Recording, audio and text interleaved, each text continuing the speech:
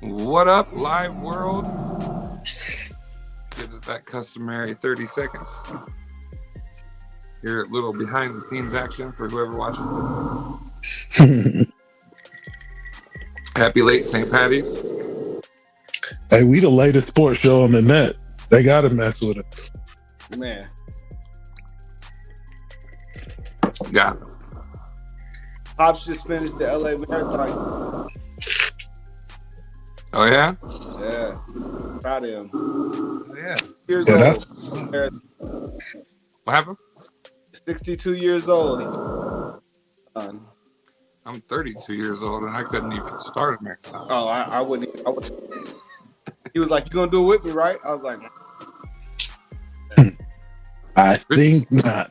Richie, are you an endurance runner? Do I remember that? Or is that... No, I've done one marathon, but no, I would not consider myself an endurance runner. I can't remember why. Tony, somebody back in the day used to He did run. cross country, but I wouldn't call it endurance running. You know what I mean? Like, Maybe that's what I was thinking. like 5 miles ain't really like What endurance marathon? running. Well, it's just one here. That's About like dope. 7 years ago. And then my knees died, and I said never again. I would be the last one to come through walking with a big old cup of water. All right, taking my time, slow and steady. All right. What's up, everybody? It is, what day is it? It's Monday, March the 20th. We're back on Mondays, and this is probably going to be our home, at least for now. It is time for the Wire Sports Podcast, and we have had a ton of trades going on. I don't know what the wave is, but we're just going to roll with it. You're hearing it. Ride the wave. We've had a ton of trades in the NFL, so we decided that this week that's what we're going to cover. So all of that and more coming up on the Sports Podcast, and hey, it starts right now. I'm going in, it's first and 10. I'm a legend boy, a champion. They can't match the flows, the X's and O's. I'm breaking the codes, devastation about to unfold. They calling me Derek by the way y'all roll. Bet you never ever seen a pro this cold. I float like a butterfly, sting like a bee. I mix with I am Mike and the great Ali. I'ma run it back, believe me, baby. I fathered the game, call me Daddy Brady. I'm like that, try be like this. Sammy Sosa, that boy don't miss. It's the return of the greatest. Any way you name it, I'm everybody's favorite. I'm bringing the pain and bringing the fire. Hey, stay tuned, it's going down to the wire.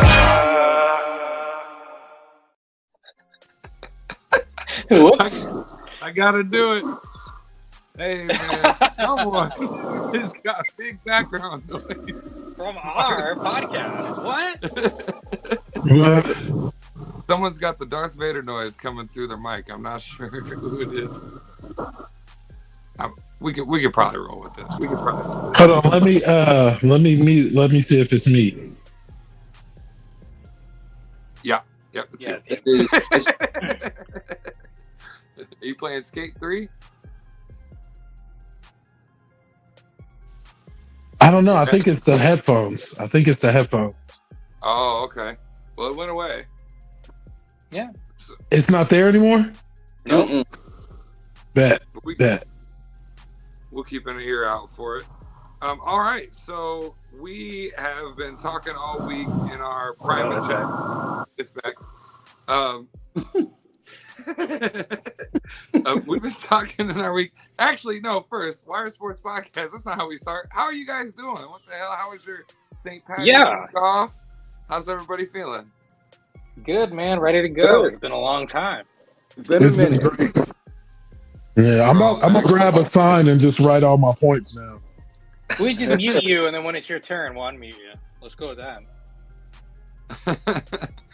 Absolutely. Well, I'm glad that we're back too. Good to see you guys as always. Favorite part of the week, aside from the other favorite parts of the week, anytime I can get together with the H2G Radio family. The music just decided it wants to chime in a little louder. All right, so we've been talking all week in our off-air chat about the trade wire and everything going on with the different transfers and trades in the NFL. It's getting crazy and it's just getting started. So let's get started with one that was sent early in the week. the Dolphins are picking up Pro Bowl cornerback Jalen Ramsey. Can't talk. The music is killing me. What do you guys make of this decision by Miami? What impact does this have on the team and on the division and on Jalen? Whoever wants to kick us off. I'll go first. To me, it's pretty crazy just because, you already had Xavier Howard. So now you got two stud cornerbacks. Now, I definitely think Jalen Ramsey is not what he once was.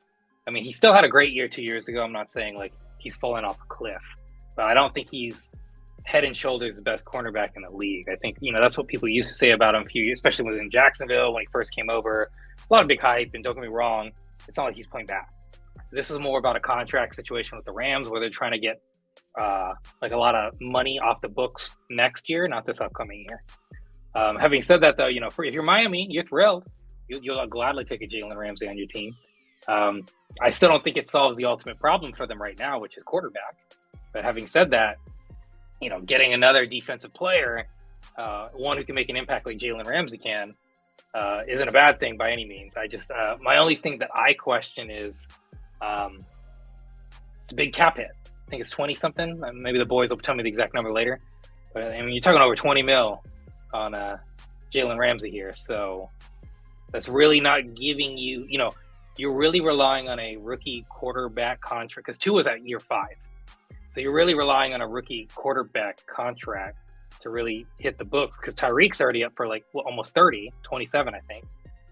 Anyway, you got 30 here, Xavier's 20, Jalen's 20. Where does the rest of it go? It kind of reminds me of Cincinnati, where we're talking about you got Joe Burrow, you got Jamar Chase, and a lot of people want T. Higgins re-signed. You do that, and you're talking $80 million, just like what I just said about those guys. So it's going to not cripple the team, but it's really going to handicap their flexibility. But, if they become the shutdown cornerback tandem that they could be, it could be great. It reminds me of the Jets when they had Antonio Cromartie and Darrelle Revis, Revis Island. I mean, that was a nice 1-2 punch there. So, I mean, that's what this could be. Clearly, that's what Miami wants this to be. But I was shocked. I was just a little surprised. That's a big cap hit for, I don't know if it's the biggest need that team needed. So I'm a little surprised.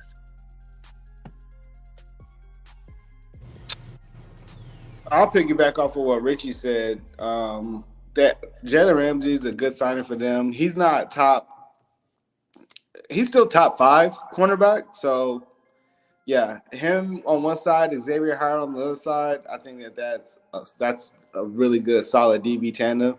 But like you said, they didn't sign the need that they have. And Tua had 2 scary hits where it looked like he may need to stop playing football altogether. So I'm not sure. And they didn't do anything to bolster that. I don't even know who their backup is. They picked up Mike White, the Jets backup originally. So yeah, that's not even good enough. Cam Newton's still out there. I wouldn't even pick him up if I was them. I don't know. It sounds like they're trying to strengthen their strengths. They're pretty solid almost at every position. Quarterback was pretty much the only question mark they had, and that's just because of his health. So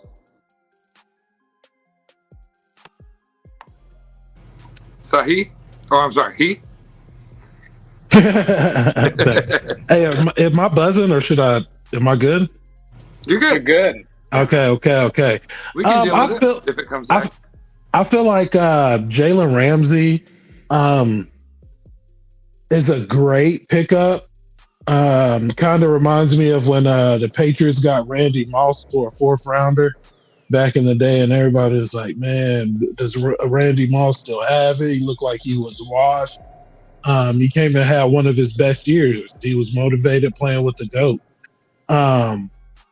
Now, in Miami, he's not playing with the GOAT. Could have been if they hadn't tampered and all that jazz a year or 2 ago.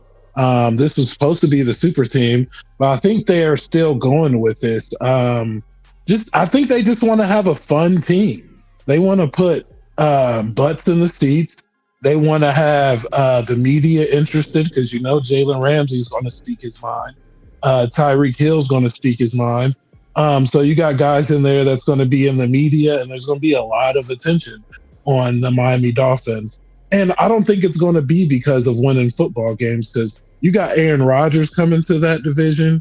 You got Josh Allen over there.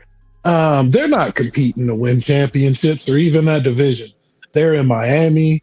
It's a fun city. People come there to have a good time. That's what they're about. They're going to have parties in the Hard Rock, the Hard Rock Stadium, I think it is their stadium. So they're going to be jamming in there, and they're just going to have a good time. The owner's not worried about money. It's just going to be kind of interesting to watch. Their defense is already good, so it's just going to get even better. So we'll see. All right. Any rebuts to anybody's comments from anyone? I mean, the only rebuttal I'll say about he is I agree with him, but that's what the problem is. You're 9-8, a lot of it being your quarterback being injured. And you just said Aaron Rodgers coming into town, Josh Allen's in the business. Like Mac Jones had a good year before he had Matt Patricia as his quote unquote coordinator. Is Tua going to be that guy? And then you pick up Mike White, and like this is the splash of the season for them. It sounded more like what he said, which is they just try, pick up a big name, make it more Hollywood. I know they're in Miami, but make it more big star, big atmosphere, and not necessarily. And again, I'm not saying Jalen Ramsey won't objectively make them better. He absolutely does, but this limits their ability in the future, at least with contracts right now. So, I don't know. I'm not saying it's a bad move. It just kind of surprised me because they're already strong. This does make them stronger. But is this what's going to really make the difference between them winning and losing the whole thing? I don't know. All right. Well, staying on the topic of cornerbacks, Patrick Peterson giving up the purple and gold for a fancy black and gold uniform, heading over to Pittsburgh. What do you guys make of this decision? Oh, I'm going first again. Oh, I'm going to interrupt you before we even start here. This is just like Pittsburgh. Pick up somebody who's over the hill at this point when name recognition. Now, I love Patrick Peterson, but this dude's as old as I am. This dude used to be a beast. No, I'm shocked. They actually did this. I was joking. They actually don't really do that where they grab a veteran like that. It's not really their forte. I'm a little surprised. That's why I was surprised this happened. I was just like, wait, really? Like, they're not just going to draft them? And, I'll be honest. In my opinion, corner has not exactly been Pittsburgh's biggest. I know people like to talk about Ike Taylor. But, like, overall, they've never really had, like, that. Like, Willie Gay and Ike Taylor was, like, that best setup they've ever done. They're more like safeties and linebackers. So, I'm not – it's something new because at least, they've never really drafted that many good corners. So it's like, why not take a guy who used to be insanely good? I'm not saying it's a bad pick. I think this is a better pickup than the Jalen Ramsey pickup was, just based on the contracts, like realistically. So I feel like this doesn't really hurt Pittsburgh because it's not going to lower their ability to maneuver later. And what's the worst that can happen? Their secondary is terrible. So even if he comes in and he stinks it up, it's not any worse than what they have. So this is a win no matter what, because they were like 30th out of 32 in the league in pass defense. Like, they suck. They needed to do something. And since they're never going to trade for Jalen Ramsey. That's just not the Pittsburgh way. They'll take this. It's a free opportunity. Worst case, it doesn't pan out. I don't see it panning out personally because, the AFC North is very tough. And the NFC North, I'm going to smack talk always. It's really not, he got away from Sun God, but he's still, going to have to deal with a lot of boys in the AFC North. But overall, it's a great pickup. Why not? Why wouldn't you go for this if you can? If you're Pittsburgh and he wants to come to you, why wouldn't you try? Worst case is he's as bad as the trash you already have. I mean, sure. Why not pick up Patrick Peterson at corner if you can? That's not where their issue really lies. So, I mean, I don't necessarily understand the move, but he was there. So, I mean, why not? I guess is the approach. You know what I mean?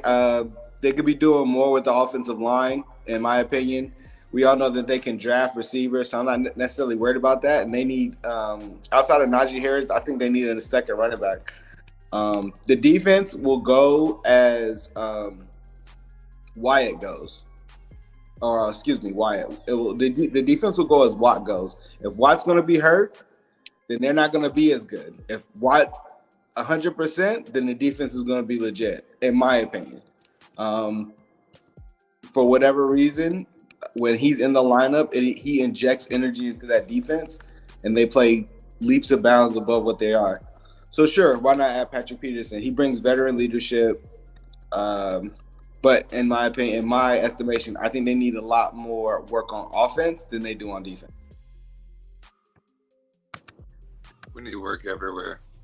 Sai, what do you think of this Patrick Peterson heading on over to Pittsburgh? Of course, it's a great move. Later in his career, he's been in the league about 9 seasons.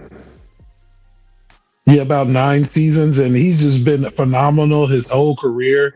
He was a guy who came into the league that was lighting it up. He was looking like a man amongst boys at times. And you see this a lot with, not a lot, but with great corners, especially at his size. He might make that transition over to safety and pair up with Micah Fitzpatrick, because a lot of guys later in their career, you can last a long time at safety. Look at Mike Williams. I believe he played for a long time for the Saints. I think who am I thinking? Charles Woodson. Charles Woodson played at corner, then he moved to safety. That's another one. He was the Rod Woodson did it. Rondé Barber did it. You talking about Hall of Fame guys. So Patrick Peterson, he's gonna what team did he play for? I'm trying to Vikings, what team did he play for? Before that, I think in the Cardinals, I believe. Yeah. Okay, I'm just talking this season, so I'm going to the Vikings. Patrick Peterson rated at an 85 on Madden. So this dude, you're getting a solid player on the cheap. He's been in the league 11 years. He's 6'1", about 200 pounds. That sounds like a nice safety to me. Sahi, can you pull up the Steelers on Madden? I'm curious. What are their corners currently rated? I think the team overall is like a 50. Let me pull it up. Should be over 72. I'm sure one of them will. Let me pull it up. Them Cameron boys Sutton, Levi Wallace, Akilu Witherspoon. He's pretty good. William Jackson, he's rated at 81, and he's 4th on the depth chart. You got 77, 79, 77. So you got some okay guys. That's an above C average. Yeah. Right, but that's Madden being nice because it's the Steelers. Like, realistically, they should be 72 to 75, like, in all seriousness. Yeah. See, where they have a hole is a strong safety. Yeah. Well, they really have a hole, though, is like they need to be able to throw the ball 40 yards. Did you know Kenny Pickett is one of 2 quarterbacks that didn't throw 40 yards in the season? Even though he threw quite a bit, like, deep. They need, like, to Trey's point, I got to go back to this. I'm not saying this is a bad thing, but it's just a questionable one, just like Miami, because it's just like, is this really what they needed? I'm not saying it's bad. Why not? You can take him if you can get him. But this ain't going to solve their problems. Their secondary is still, like, ripe for the pickings. He can only stand in one spot, Like, I don't know, man. Like, TJ Watt is the only thing that matters for that defense. This dude ain't going to light it up and magically make them, like, number 2. It's just not gonna, TJ Watt could, but, Peterson can't. It just ain't going to happen. Patrick Peterson's going to take this defense to the next level. You watch. Oh, my Lord. And I second they need another running back because they're running Najee into the ground already. This dude ain't going to last. He's going to be Ezekiel Elliott 2.0, except not have Zeke's, like, high momentum. Like, he had way too many carries last year. Their offense is predicated off the play action. They need some running. And they can't keep running the ball with Najee Harris. And we already know Najee's kind of fumble prone. So, yeah, and he's getting the yips and he's doing the shakes. And yeah. Sorry, Justin. Draft the running back. Thinking back to the days where I could watch the bus break the line, run 20 yards and then have to go out of bounds because 20 yards? What are you talking about? You don't remember that? That's a You don't marathon. remember that? One You play. Never. It's in my memory forever. He broke the line. He had nothing but field, and he ended up running out of bounds because he has asthma and he can't run the whole field. Hey, Jerome Bettis was a beast. He was. Hey, I'm not Later in this- talking Jerome Bettis. He had a very specific career, though. He was the bust for a reason. Short yardage and getting in the goal line. That's what that boy did. I know. I'm just. No, I mean- that moment. In college, he was that dude. And then when he went to the Rams, he got drafted to the Rams. He was that dude there too. He was like something the league has never seen before. The way he could shift and move, you know what I'm saying? Because he talked about it. He was a battering ram, and then he was like in the NFL. Like after those first couple of years, I had to learn to move and shift.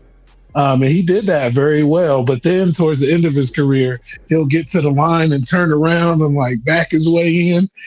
That used to be my favorite, watching Bettis back down like he in the post or something on a short yardage. Oh, Jerome.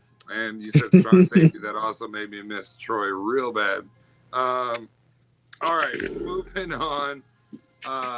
Well, we had a pretty good situation in San Francisco this year, but apparently it wasn't pretty enough. They're bringing Sam Darnold into the fold. Who wants to talk about the implications, what this could mean, who's going to start? So much to talk about here. Who wants to kick us off? I'll start it. I think that this is more about the type of injury that Purdy has, more so than it is about bringing someone in. He's going to have to get Tommy John, which is insane as a football player, but it's going to take some time for him to get back, and he needs to slow walk it instead of trying to force it, because that's where he could end up with a lingering problem. I keep hearing people talk about Trey Lance, and I just haven't seen enough. And it sounds like they don't trust him, but they also need a quarterback. So I think it's a great pickup. He's on his last leg, Sam Darnold, and I think if anybody can make him a serviceable quarterback, it's going to be a Shanahan system. So we'll see what happens.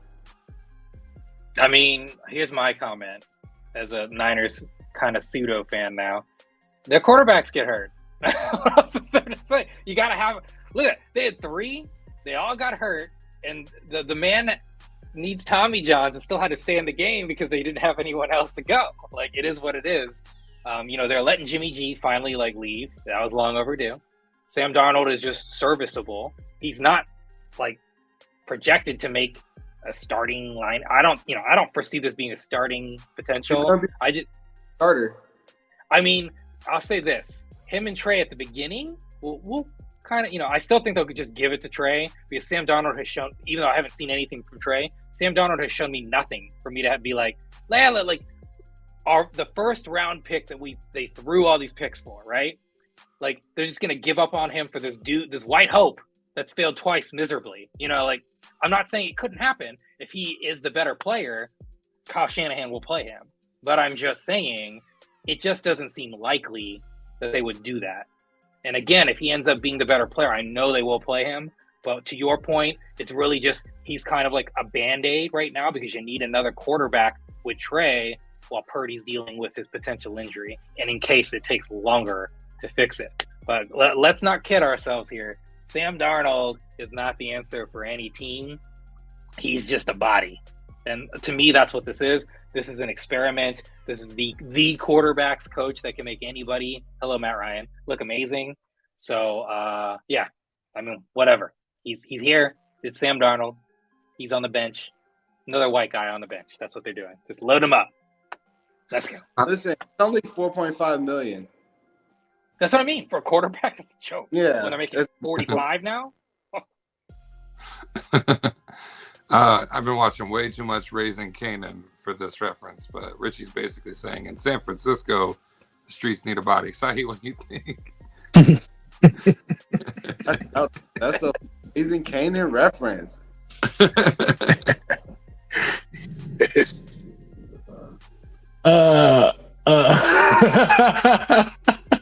That is so funny. But Sam Darnold going to San Francisco, I mean, they had to sign somebody. I mean, Sam Darnold was out there. They was like, hey, you want to be a backup? He was probably like, yep, I need somewhere to work. So they crunched the numbers. But San Francisco has a problem. Their quarterback situation is so bad. It's so bad. They got a guy like we've been saying. They invested a first round pick in, and then they got a guy that was forced to play, the Mr. Irrelevant, basically. So the total opposite end of the spectrum. He comes in and he plays well. So like, what do you do? Just the only thing that stopped the dude was an injury. You can't really fault that, but your number one guy's hurt too. So now they got to come into this year with a quarterback competition. Or do you just give it to Trey Lance and then what's his name? Purdy, what is he going to think? Like, oh, it's going to hurt his career. He's going to be demanding a trade. You said what? I don't think so. I don't think he's demanding a trade. I think Purdy's pretty set. All he has to do is, that's what I'm saying. I think all he needs to do is take his time and come back from energy. If he doesn't get a chance with the 49ers, someone's going to pay him. Somebody. That is true. That is true. That is true. He's young and he got great film out there. Years ago, this is going to date me how old I am. There's a guy named Matt Flynn, Packers quarterback, that got an opportunity. He went 5-0. Seattle signed him to starting quarterback money back then, and obviously he fizzled out. But the point being is, I agree with Trey. Brock Purdy, all he needs to do is just be healthy, be ready, and if the Niners stay with Trey Lance and don't give him that opportunity, you bet your butt somebody will give him that opportunity. Because I'm not saying he's like an amazing quarterback, but he had an amazing run for this team. And he was the best quarterback that season by a mile, by a landslide. So, I mean, yeah, I completely agree. But remember, Trey Lance, 2 first-round picks and a 3rd pick. They traded up to get him. So that's what I'm saying. Like, I'm not saying it's right, but I would be so shocked if they gave Sam Darnold the start over Trey Lance. That'd be insane to me. At that point, you got to get rid of Trey Lance. Why would you keep him? Because you're going to destroy his, mentality. If I'm San Francisco, I'm having a quarterback depth chart of 12, just in case. That was an insane. Just crazy. Yeah. They just need a quarterback who doesn't suck. Their team is so built around not needing one. Like, it's right. Insane. Well, I haven't been to Bill's Donuts in a while, but I'm pretty sure in this economy, Baker's Dozen is going to be something like $13.99. However, you can buy the Baker for $8.5 million, found out Tampa Bay. So, guys, Baker's making another move, heading down for the Bucks. I can't wait to hear this conversation. I mean, I'm going to start first. Baker, there is, I think, the best spot.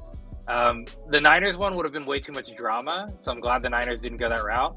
I don't hate Baker. I think so many people crap talk on Baker Mayfield, and I'm not saying he's the best quarterback on the planet, but for what, 8.5, I think is what we just said, he's going to go for Tampa, who has no money right now.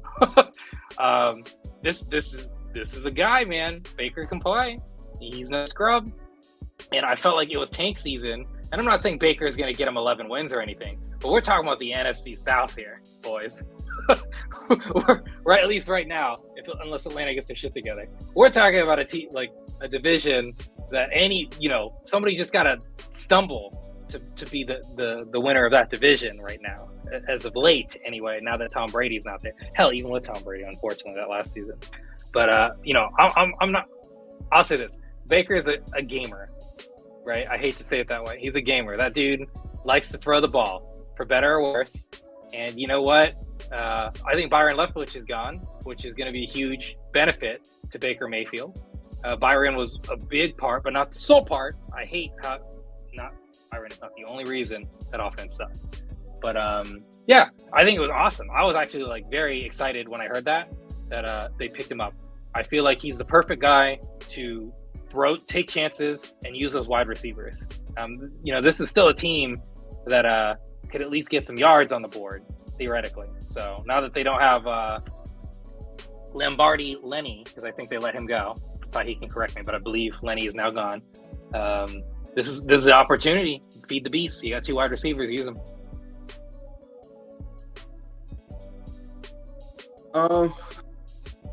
Yeah, why not? He's not a horrible quarterback. I don't want people to think I hate Baker Mayfield. I don't think he's a horrible quarterback. He's a gritty quarterback. He'll stand in the pocket. I think when you have as many offensive coordinators as he had, that's not fair to judge him. But for Tampa Bay, this is a very cap-friendly contract, quote-unquote. It's really only a $4 million contract that has incentives up to additional $4.5 million. So, and he's in a serviceable. I mean, the division that he's in is going to be pretty. I hate to say it, it's going to be pretty light. So, we're going to find out what Tampa Bay's coaching staff is made of, because it was either the quarterback or the coaching staff. I tend to think that it was the coaching staff, so we'll see coming up. But good pickup for them, Baker Mayfield, and it's not like he's not a name. He is a name. Yeah, I think for the money, you couldn't certainly better than Darnold. Like, this is the best they could have gotten by far.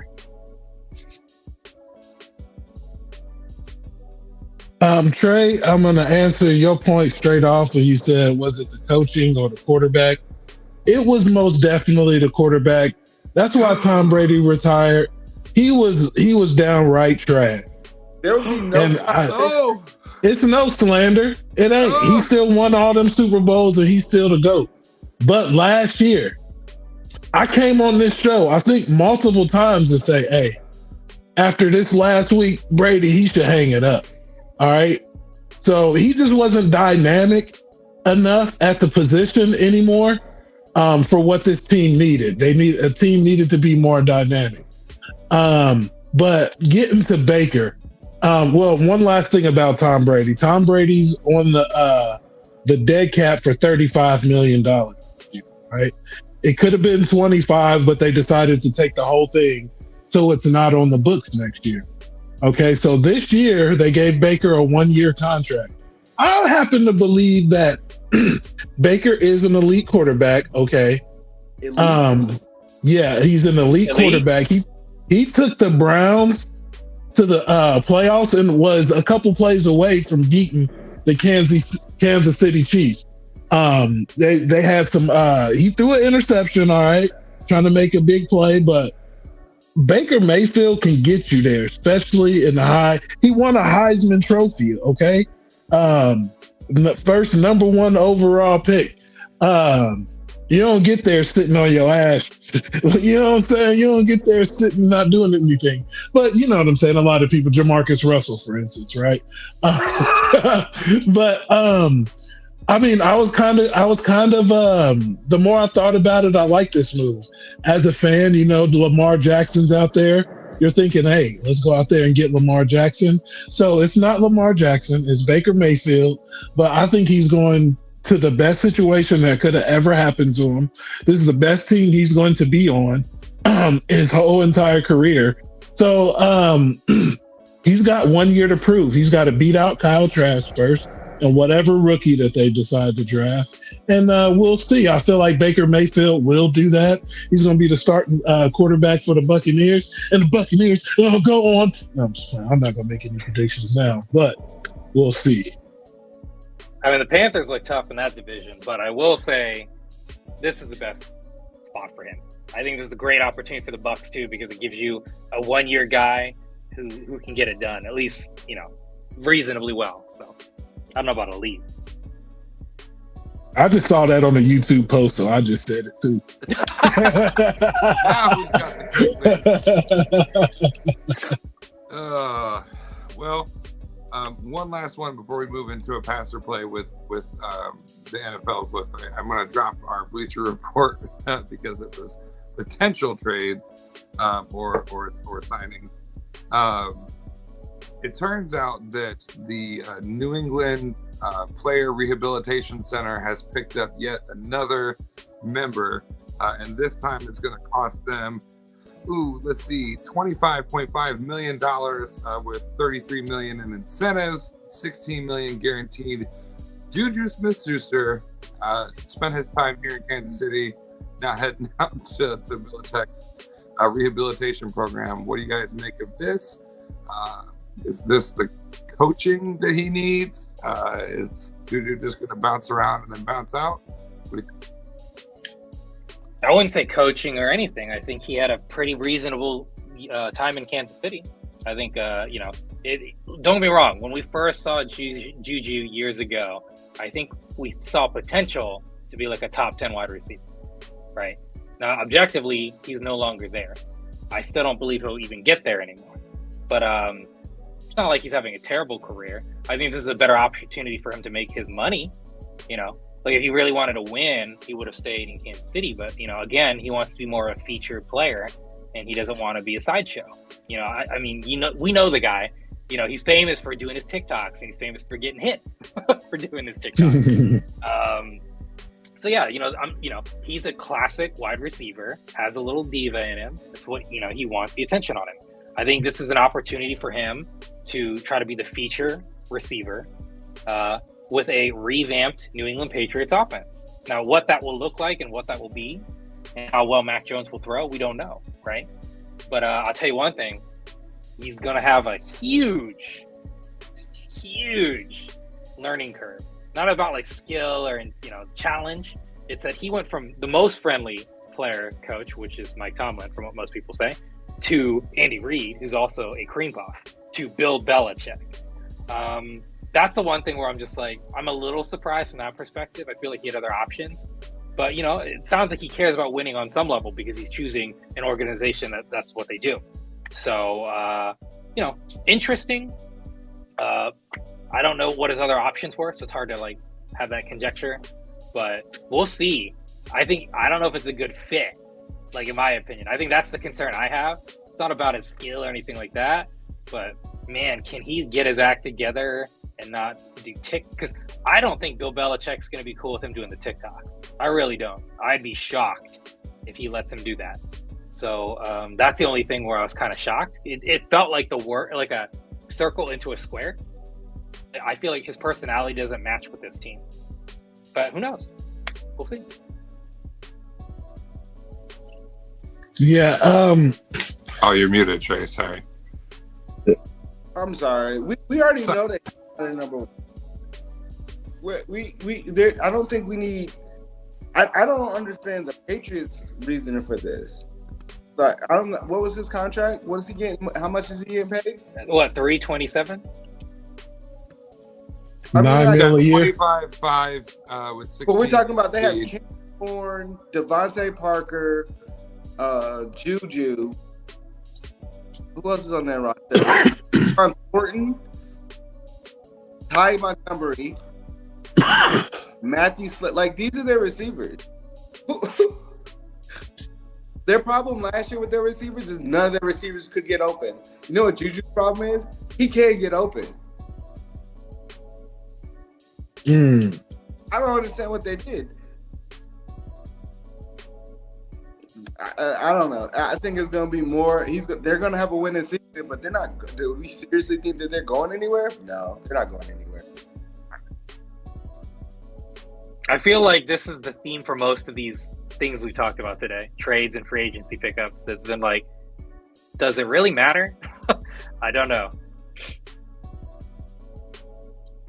Yeah. I mean, Trey is very right about you just don't think of Juju Smith-Schuster as a number one receiver. Once upon a time, maybe. I mean, when he was with AD and he had a number one receiver, and he'd be like, "Oh well, Juju Smith-Schuster, maybe he's a bona fide, solid, great number two guy." All right. Hey, that's why they kept AB out of town, because they were confident that Juju was going to be wide receiver number one. Yeah, very. It did not work out. He was never even close. But we'll see. We'll see. I think it's not bad. It's definitely not a bad pickup. Cheap He'll enough. be. We'll see what Bill Belichick does in the draft and see if they can put some more pieces around it.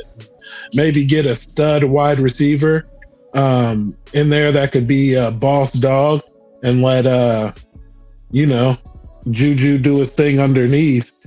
But Patriots are always doing that with wide receivers. The only good, they had good guys or guys that were made to look good because of Brady, but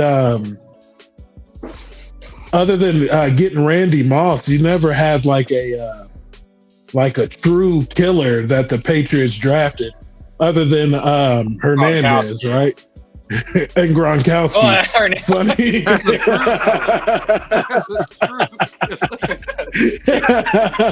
Hey, welcome to True Crime for the Innocent Wire.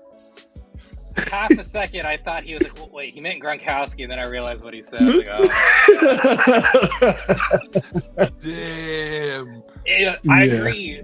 Not to sidetrack. It's so strange to me that New England's best deep threat was Rob Gronkowski over Tom Brady's career. Isn't that bizarre? I mean, don't get me wrong. The man was like 6'7", 260. You couldn't tackle him. But it's so crazy to me that was like their one guy, and they just picked up a bunch of these jujus, basically. A bunch of these possession-y guys that gets like 7 yards here and there, and like they accumulates and gets close to 1,000, but it's never like significant.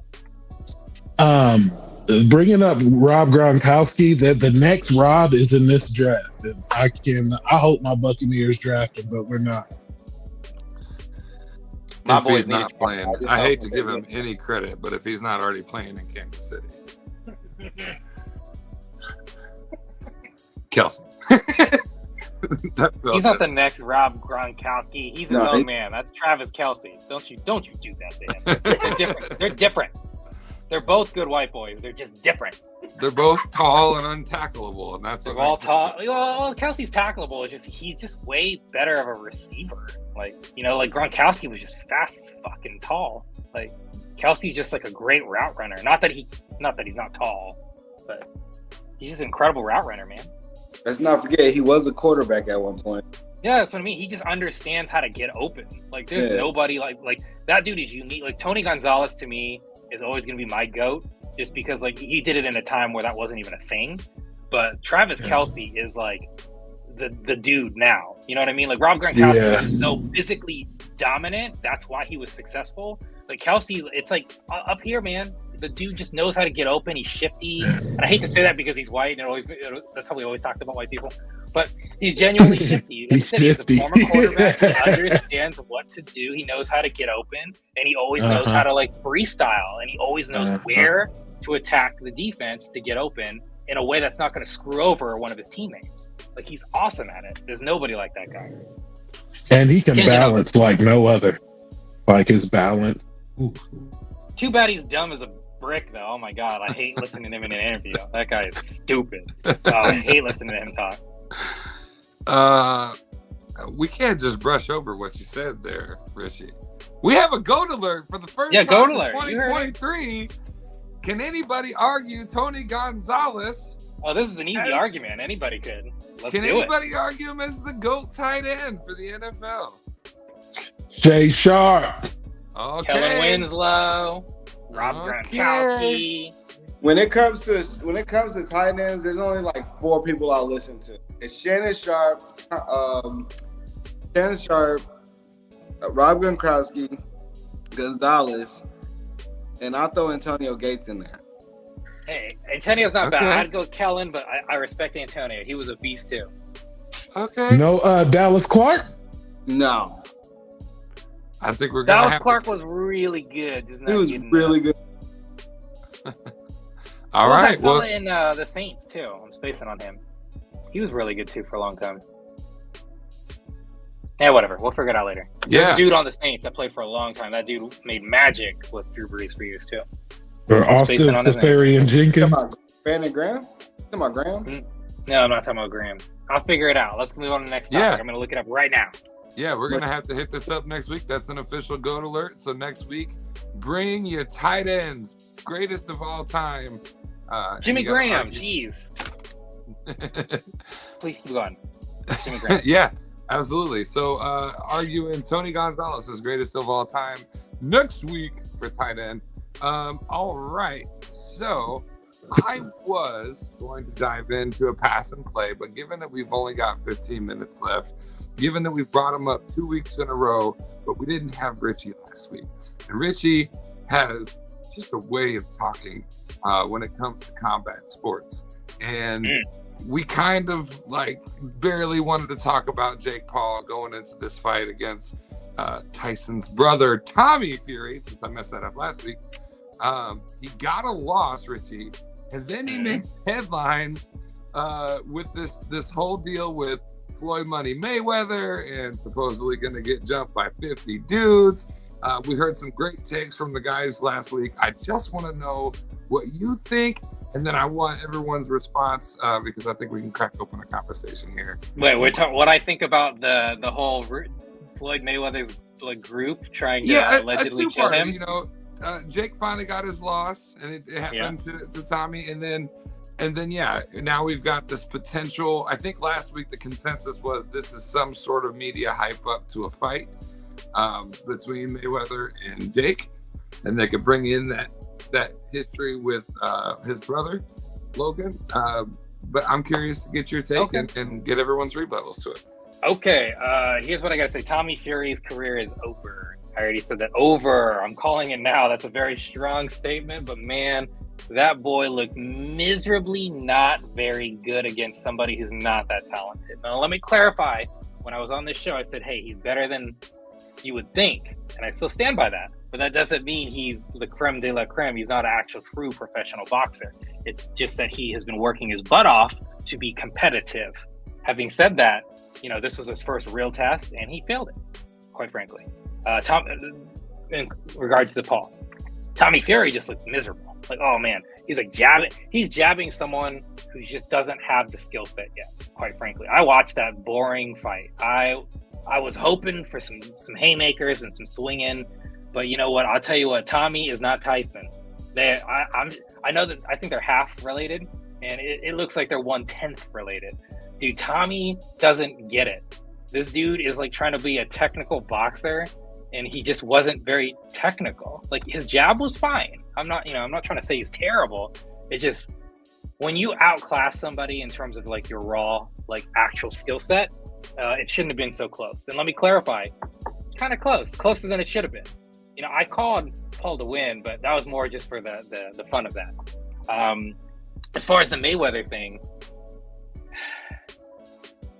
I hope Floyd Mayweather, who already has plenty of money but does like to make money, does not devalue his own brand by doing some stupid. I mean, he's already done it once actually, but by doing it again against this ridiculously not even like he doesn't belong in the same sentence, house, paragraph, essay, like dissertation as Floyd Mayweather. This is disrespectful that we're even having this conversation. Like, I understand, like, it technically happened. We don't know, like you said, was it real? Did they text each other and have fun with it? But my God, I don't want to talk about this as being a potential fight. I refuse to, because that's just embarrassing for the sport. Floyd Mayweather's legacy is much greater than that. You know, his brother just needs a tag team with Logan and do some WWE. I'd rather talk about that than ever utter the sentence that he gonna fight Floyd as well. Because his brother couldn't handle him, he ain't gonna handle him either. Floyd Mayweather is a GOAT, not the GOAT, of boxing, and the man deserves more respect than to have to talk about some YouTube sensation. Insane. Get out of here. Disgusting. I second all. I was hoping for a rebut, but no, he ain't even the great white. I feel like it was a great showing for Jake Paul. I agree with that statement. People have wanted him to box a real boxer, and he got in there. And how many rounds was it? 8 rounds? It was 8 rounds. He went the whole 8 rounds with the distance with a guy who's in the same family as the heavyweight boxer the heavyweight, like undisputed best boxer around. All right, Arguably so one of the greatest of all time, for sure. one of the greatest of all time. That's like in his own house. His whole family is really boxers and fighters. He lives, eats, and breathes this stuff since he was a kid. And you got some guy. I think he's a yeah, that's even still. He's still in that same vein, and he looks like a phenomenal boxer.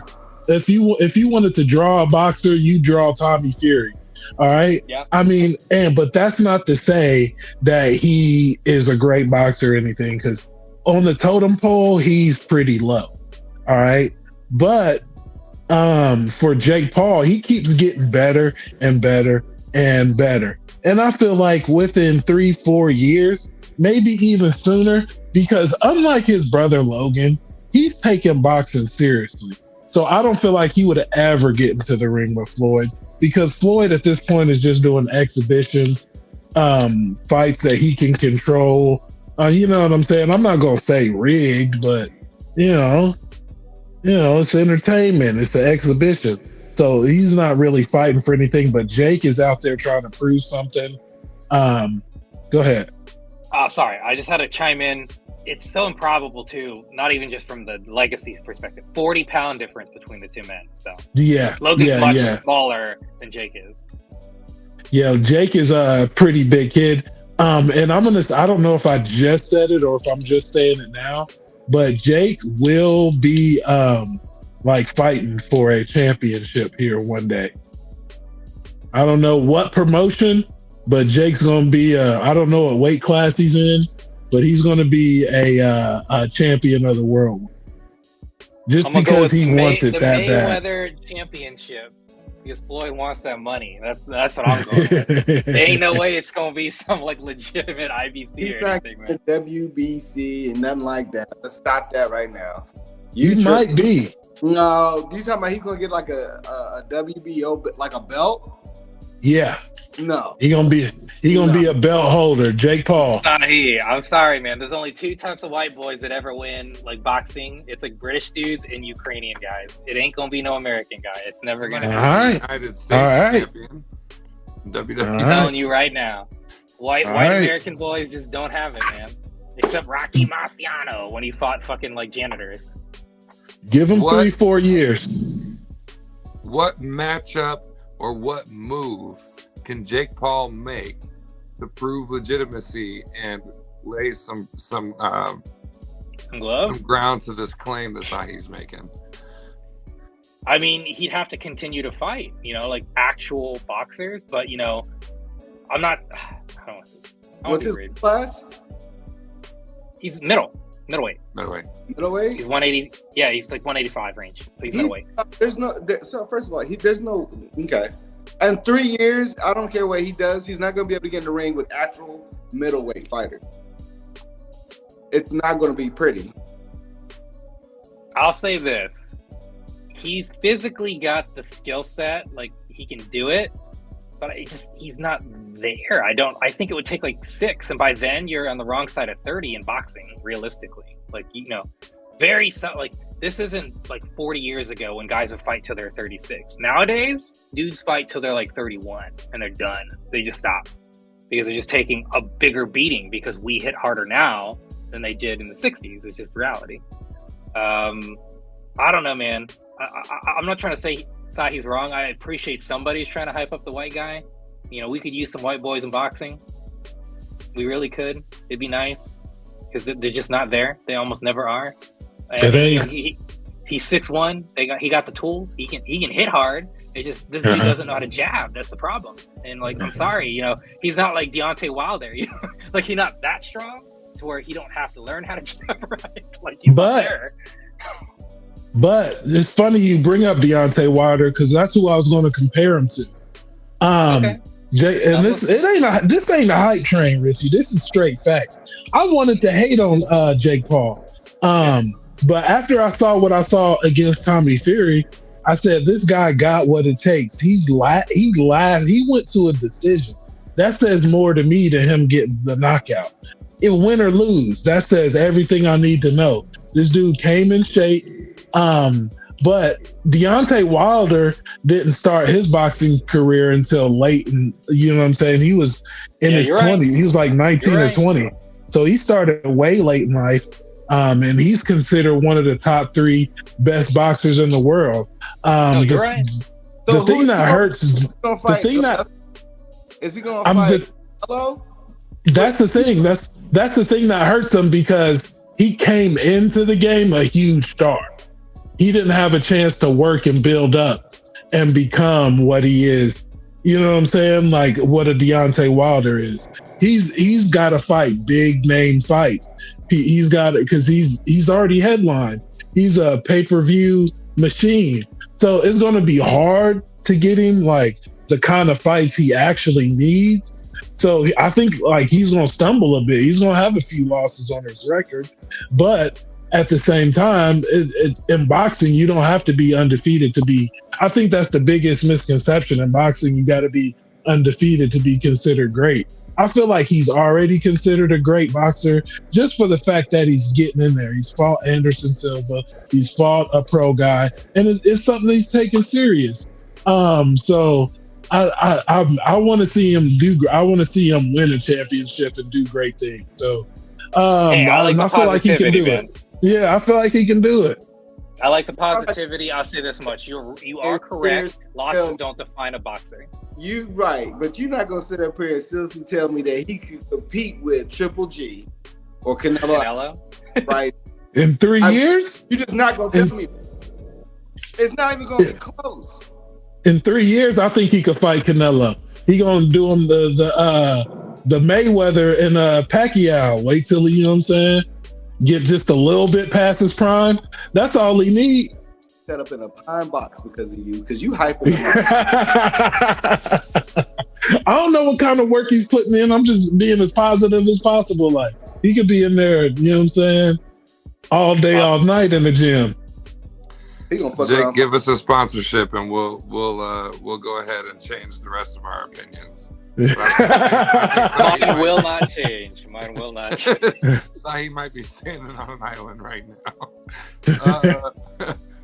Well, I want to close off with something fun just because Richie brought it up and we're right here at the end. WrestleMania is coming up. This is the one and only time of year that I get back into wrestling. I just don't have the time to watch 7 hours of product each week. And so I'm looking through the lineup and there's some matches, some names that are back. So I'm just going to bring up 3. And I want to know which one you guys are most excited to see in action. So I'm going to bring up 3 of the matches. And sadly, I'm leaving out the main card. So I do apologize. Wow. Okay, I'll put the main card in there. But I'm just so tired of Roman Reigns. He's amazing. How dare you? How dare you not acknowledge the tribal chief? What is there? Oh, my God. Okay. The greatest heavyweight champion in WWE history. I've got 4 matches. I want to know which one you guys will be the most excited to see if you're going to watch. The undisputed WWE Universal Championship is up for grabs between Roman Reigns and Cody Rhodes back in action. We've got the what was the other one? I'm not going to bring up. I will say Logan Paul is in a match with Seth Rollins. Yeah, with Seth Rollins. John Cena taking on Austin Theory. That's another match. Are you excited to see this man back on a WrestleMania stage, John Cena? This one is probably mine, and I'm not going to have a take, so I'll say it now. But Edge taking a Hell in the Cell match with Finn Balor. Rumors that he'll be in his demon persona. Pretty exciting. And then the 4th match I wanted to throw in there, Rey Mysterio facing his own son, Dominic Mysterio. So I would love to hear which ones you would like to see the most.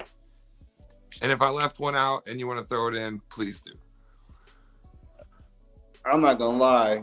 I haven't watched wrestling since the Nation of Domination. It's been a minute. Yeah. So to hear Rey Mysterio has a son named still wrestling? Didn't Rey Mysterio, wasn't he the son? No. So let me explain real quick. Rey Mysterio Jr., you're correct. There was original Rey Mysterio. They were not related. The reason he took the mantle of Junior is because he was trained by Rey Mysterio. But please continue now.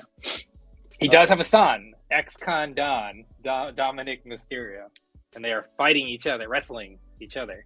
That might be the matchup that I would pay to see if I was going to watch it. Rey Mysterio versus that would be the one Bro, just side note, it reminds me of Bronny and LeBron. Like, LeBron's holding out until Bronny gets in the NBA so he can at least play with him, and then he's going to retire, you know? Oh, hot take. You think Ray's going to hang it up after this? Absolutely. He's already said that. This whole year, just to clarify, because I still watch, this whole year has been him losing and his son getting the better of him. And it's not for a comeuppance story. This is to get his son pushed, right? To get his son elevated. His son, when they first tagged together and everyone was booing his son because he was a baby face and he had no personality. So then they did what's called a heel turn where they made him a bad guy. And so they've been having him with other people beat up his dad for the last 9 months. And so this is supposed to be his dad's story of winning, but he will lose here. And what a better way for a father, to give to their son than in the biggest stage of their profession, put him over. I think that's gonna be cool. It definitely, Trey makes a good point. That's a great match, for sure. Sahi, who you got? Out of those, what's the wrestler you're most excited or any to of see? them? Yeah, not any of them, to be honest.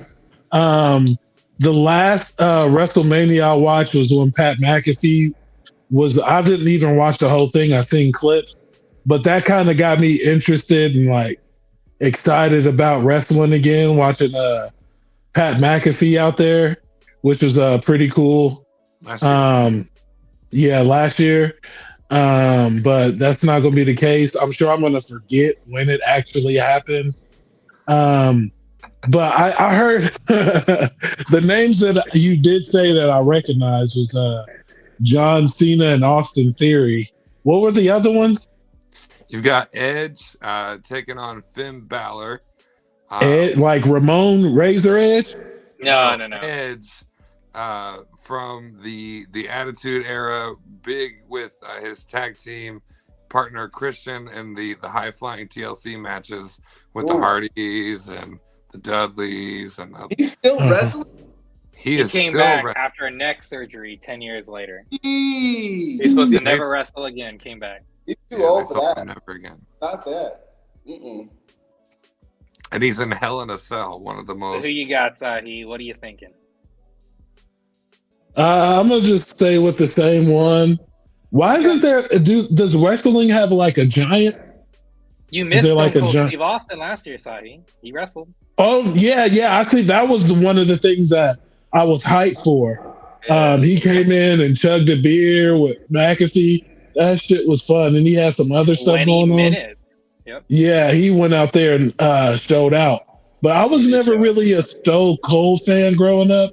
I was more of a Goldberg fan. I was WCW. I always had a thing against the WWF. In my time, I just thought it was so trash. I liked the WCW. I thought it was better. Okay, fair enough. They had a lot during the time that I watched them.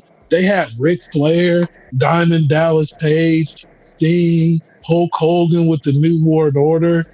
They had Rey Mysterio. Eddie Guerrero, they got Razor Ramon. They had an all-star cast.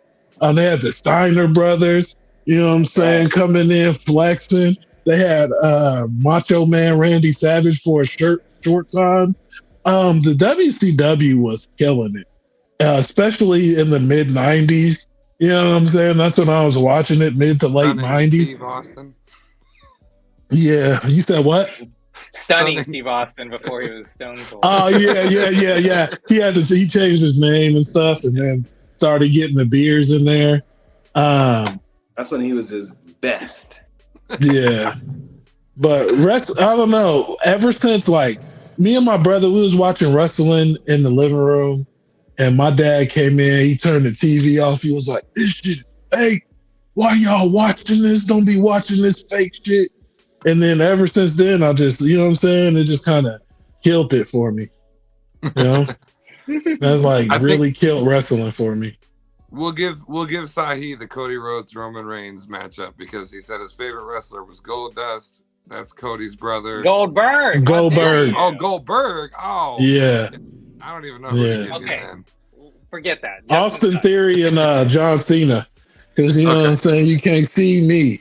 You can't get excited about that. John Cena's Yeah. gonna freaking like lose. You know, he's just jobbing. I'm Yeah. disappointed in that. Like, I get it. It's a bump for Austin Theory. It's great. This kid's like 23 years old. This is like we just talked about with Dominic Mysterio. It's an opportunity to elevate another superstar.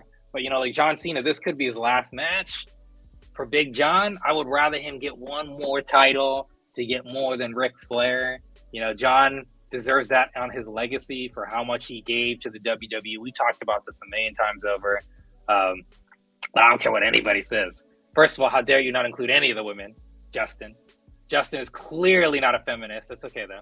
Even though there's only like 4 women's matches in there. With Lita and Trish Stratus coming back, by the way. Shocked you didn't mention that. That's not even on this lineup. Oh, Hold it's on. there. It's there. Trish Okay, Stratus. that's included. And Lita. Charlotte Flair I just saw.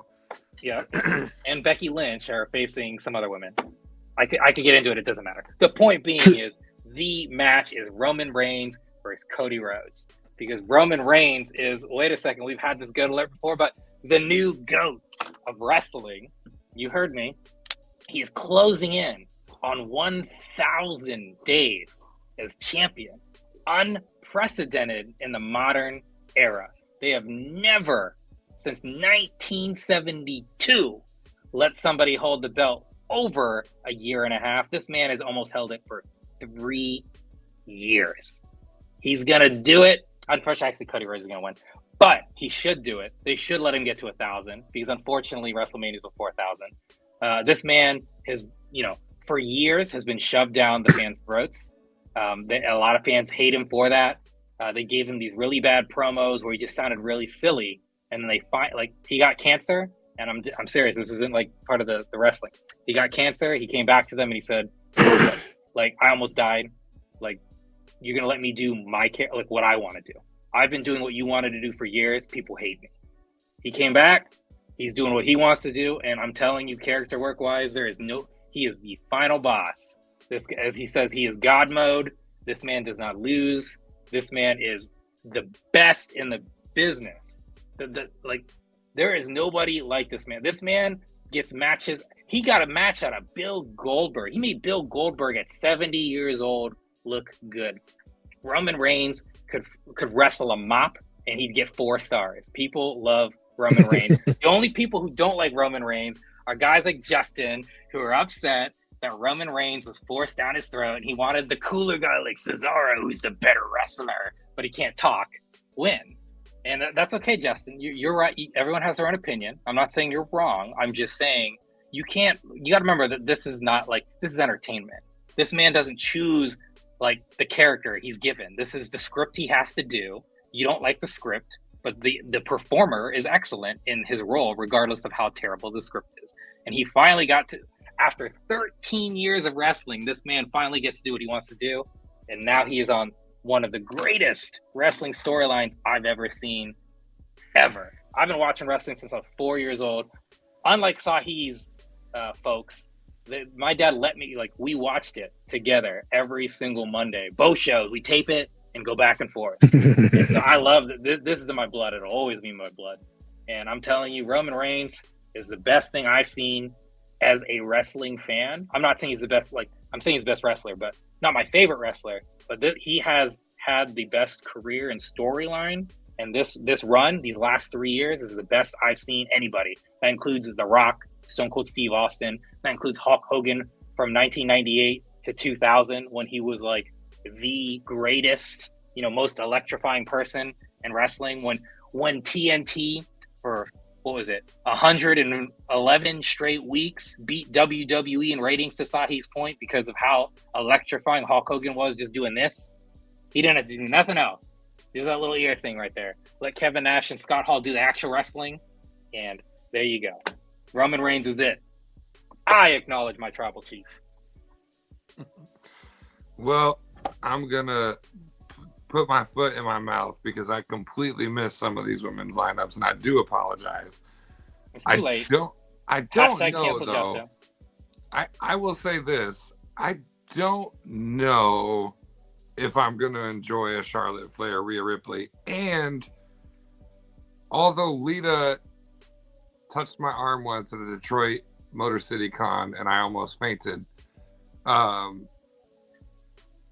feel like it's buried in a 6-woman match. I feel like that's buried. I would love a one-on-one, but it's good. She's too old. Her music's trying to good. be Yeah, rude. that's what It's not because she's a woman she's too old. It's because she's just old and moves slow. Like she's been wrestling the last couple weeks. It's terrible. She's not in good shape. Yeah, I think, I mean, that will be probably my most exciting nostalgia because everybody else I've seen wrestle recently, and her music's gonna hit, and I'm gonna smile like a kid again. Side note: I'm gonna spoil it for you. Trish Stratus is turning heel. Oh, She plans on wrestling this summer. You're gonna watch Okay. Trish Stratus betray her team. Get ready for it. It's gonna be juicy. Okay. I'm torn because Lita's music hitting, always Trish. Trish was like the childhood crush, of course, and so was Lita. But Very man, different crushes. I know. I have a conflicted brain. But honestly, out of everybody here, I'm not even going to include a legend. Maybe he's a legend in some minds. If Finn does the demon thing, that's going to be the most exciting for me. That was always so cool. Hours and hours and hours of makeup. I understand why he stopped. But the demon Finn Balor and Edge, Hell in a Cell. Edge was always one of my favorites. Incredible. I don't know how I felt or feel about him being back because I watched a lot of YouTube and behind the scenes Edge after in the years that he was gone about how hard it was for him to leave in the first place.